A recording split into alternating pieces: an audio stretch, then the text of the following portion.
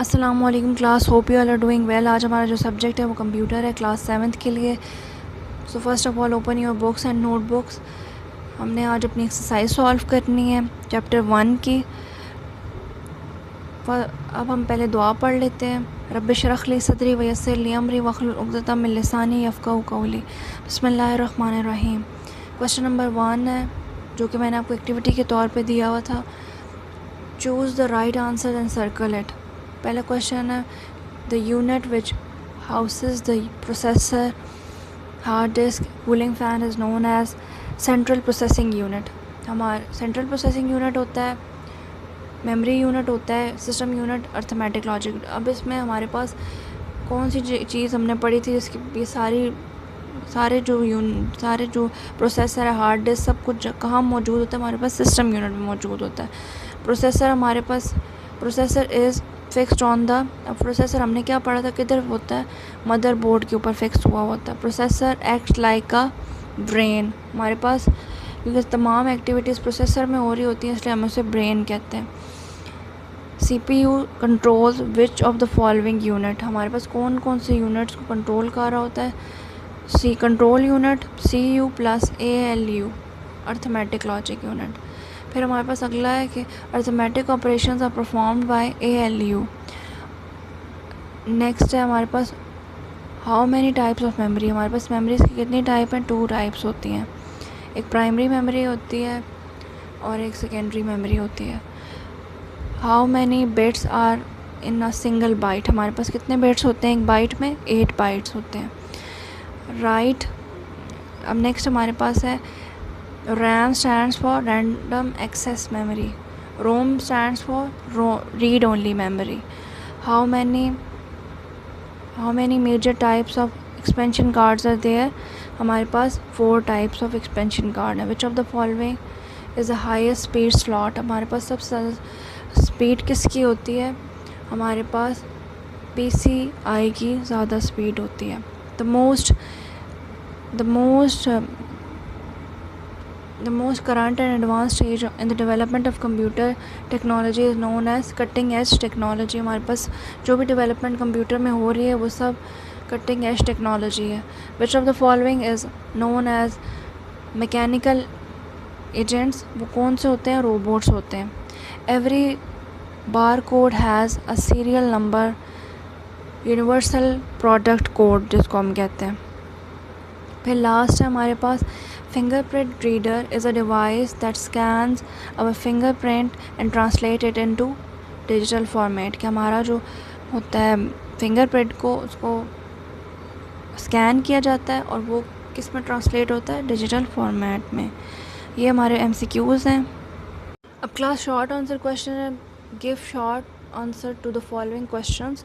Differentiate between hardware and software. अब हम hardware के बारे में भी पता है और सॉफ्टवेयर के बारे में भी पता है। हार्डवेयर वो डिवाइसेस होते हैं, वो चीज़ें होती हैं जिनको हम फिज़िकली टच मतलब ज़ाहिरी तौर पर मौजूद होते हैं हमारे सामने और हम उन्हें देख भी सकते हैं, फील भी कर सकते हैं और टच भी कर सकते हैं। उनमें कौन कौन से पार्ट्स आते हैं? मॉनिटर आ जाता है, कीबोर्ड आ जाता है, माउस, हार्ड डिस्क, प्रिंटर, ये सब आ जाते हैं। फिर उसके बाद हमारे पास सॉफ्टवेयर वो प्रोग्राम्स होते हैं कंप्यूटर के जो कि हम कंप्यूटर को इंस्ट्रक्शन देते हैं, उसके अकॉर्डिंग वो काम करता है। फिर उसमें ये फॉर एग्ज़ाम्पल माइक्रोसॉफ्ट विंडो जो है वो हमारे पास सॉफ्टवेयर है। वर्ड, कोरल ड्रॉ है हमारे पास।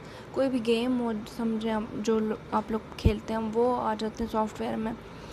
फिर क्वेश्चन नंबर 2 है हमारे पास define system unit. System unit is like a box like case that houses the computer main components such as main circuit board, processor, storage devices, memory unit, power supply, cooling fan. ये सब जो होते हैं हमारे पास system unit के अंदर मौजूद होते हैं। Differentiate between input and output devices. Input devices वो डिवाइसेस होते हैं जिनके थ्रू हम डाटा इनपुट करते हैं और आउटपुट डिवाइसेस कौन से होते हैं? जो कि हमें फाइनल रिज़ल्ट देते हैं और इस फॉर्म में देते हैं कि वो हमारे ह्यूमन अंडरस्टैंडेबल फॉर्म होती है और हमें आसानी से समझ आ जाते हैं। वो कौन कौन से? मॉनिटर पे हमें डाटा डिस्प्ले होता है सामने, कोई भी टेक्स्ट ग्राफिक जो भी है। प्रिंटर जो हमें पेपर की फॉर्म में देता है। प्लॉटर्स बड़े बड़े जो है बैनर्स की फॉर्म में हमें देता है और स्पीकर जो है साउंड की फॉर्म में हमें डाटा आउटपुट देता है। फिर क्या है अगला? Define monitor. Define motherboard. A motherboard is a piece of computer hardware के कंप्यूटर हार्डवेयर का बहुत इंपॉर्टेंट पार्ट होता है और इसको एज बैकबोन कंसिडर किया जाता है क्योंकि सारे डिवाइसेस जो भी कंप्यूटर में होते हैं वो सब इसके साथ ही कनेक्टेड होते हैं और इसी के थ्रू उनके आपस में जो है कम्युनिकेशन होता है। ठीक है, फिर differentiate between AU and LU। AU हमारे पास जो है वो हैज़ 2 पार्ट्स, वो एक अर्थमेटिक यूनिट होता है और दूसरा LU जो है वो लॉजिक यूनिट। अर्थमेटिक वो जो है वो all sort of addition, suppression, multiplication, division सब कुछ हमारे पास अर्थमेटिक जो भी मैथमेटिकल वर्क है वो सब इसमें हो रहा होता है। और लॉजिकल यूनिट जो है वो लॉजिकल ऑपरेशन करता है जो कि मतलब डिसीजन मेकिंग, जैसे कि कौन सी चीज़ किससे ग्रेटर है तो ये। और अब जैसे इन्होंने एग्जांपल भी दे हुई है कि हम 6 और 5 को प्लस करें तो हमारे पास 8 आता है, नहीं आता हमारे पास 11 आता है, तो ये फॉल्स होगा। और अगर हमारे पास हम इसको इससे कंसिडर करें कि 7 - 3 जो है वो 4 के इक्वल होता है तो वो सही होगा।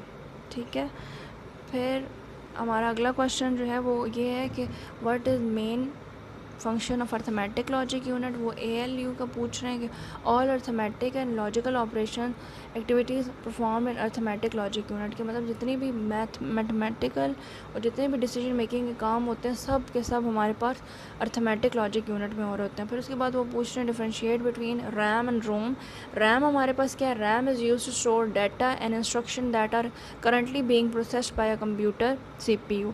Data is temporarily stored in RAM till it is saved to the hard disk. It is also called volatile और main memory। हमारे पास ये volatile या main memory में कंसिडर होता है। रोम क्या है, रोम परमानेंट मेमोरी है और नॉन वोलेटाइल है, मतलब ये कि इरेज नहीं होती। रैम का ही होता है कि लाइट चली जाए तो हमारे पास डाटा इरेज हो जाएगा, लेकिन रोम में हमारे पास जो है वो परमानेंटली सेव हो जाता है और वो इरेज नहीं होता। ठीक है, फिर उसके बाद RAM, why RAM is called volatile memory. The data, अभी मैंने आप लोगों को ये बताया, data in RAM is erased when power is switched off. कि हमारे पास जब भी इसको वोलेटाइल इसलिए कहते हैं, मतलब इसमें डाटा इसलिए गायब हो जाता है क्योंकि हमारे पास डाटा जब भी अगर लाइट चली जाए तो डाटा खुद ब खुद रिमूव हो जाएगा। जैसे हम किसी MS ऑफिस में काम करें, अगर हमने अपना काम सेव नहीं किया तो फ़ौरन डिलीट हो जाएगा। फिर उसके बाद नेक्स्ट है why ROM is called non volatile. अब नॉन वोलेटाइल या परमानेंट मेमोरी इसलिए कहा जाता है क्योंकि डाटा इसमें हमने एक दफ़ा लिख दिया तो लाइट चली जाए या कोई भी डाटा लॉस हो, उस डाटा कोई भी हमारे पास प्रॉब्लम क्रिएट हो कंप्यूटर में तो हमारा डाटा इरेज नहीं होता। ठीक है, फिर अब नेक्स्ट क्वेश्चन है how many expansion slots are in the computer. हमारे पास कितनी टाइप की एक्सपेंशन स्लॉट्स होती हैं, 3 टाइप की एक्सपेंशन स्लॉट्स होती हैं। एक PCI peripheral component interconnection, ISA industry standard architecture और AGP एक्सेलरेटेड ग्राफिक पोर्ट। हमारे पास ये 3 होती हैं। और फिर उसके बाद हमने write name of major expansion cards. अब हमें एक्सपेंशन कार्ड, पहले एक्सपेंशन स्लॉट्स के बारे में पूछा है कि कितनी होती हैं, उनके नाम बताएं। अब उन्होंने पूछा 4 जो कि जितनी भी हमारे पास मेजर एक्सपेंशन कार्ड्स हैं वो बताते हैं। अब 4 types of major expansion cards. एक होता है network interface card, sound card, graphic card, modem. फिर हमारे पास ये 4 एक्सपेंशन कार्ड्स हो गए। फिर है what is cutting edge technology. हमारे पास पूछ रहे हैं कि कटिंग एज टेक्नोलॉजी क्या होती है। द टेक्निक और achievement that employs the most current and advance stage in the development of computer technology are known as cutting edge technology.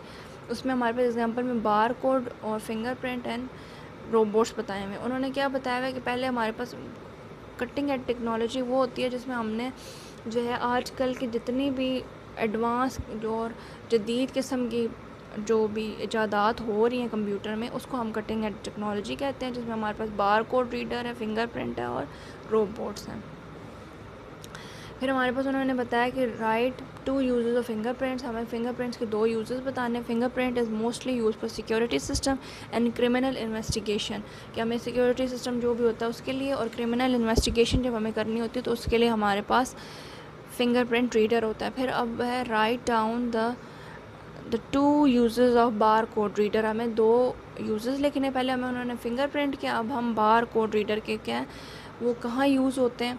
Bar code reader are mostly use in super stores, libraries, shops, pharmacies, departmental stores. ठीक है, अब अगला question है define robots. A robot is a computer controlled machine that gather information about its environment and uses the information to follow instruction and to do work। अब robots भी computers की तरह ही काम कर रहे होते हैं, कंप्यूटर कंट्रोल्ड मशीन्स होती हैं, क्योंकि हम कंप्यूटर के थ्रू इन्हें कंट्रोल कर रहे होते हैं। पहले वो उस इंफॉर्मेशन गैदर करते हैं जिस इन्वायरमेंट में वो होते हैं, फिर उसके बाद उनको जो काम हम उनको असाइन करते हैं हम उसके अकॉर्डिंग करते जाते हैं। फिर उसके बाद वो बता रहे हैं कि robots operate automatically with human like skills accurately and efficiently, कि मतलब एफिशिएंटली काम करते हैं, उनमें कोई प्रॉब्लम क्रिएट मतलब जो भी काम करेंगे प्रॉपरली करेंगे और सही करेंगे। ये हमारे शॉर्ट आंसर क्वेश्चंस हो गए।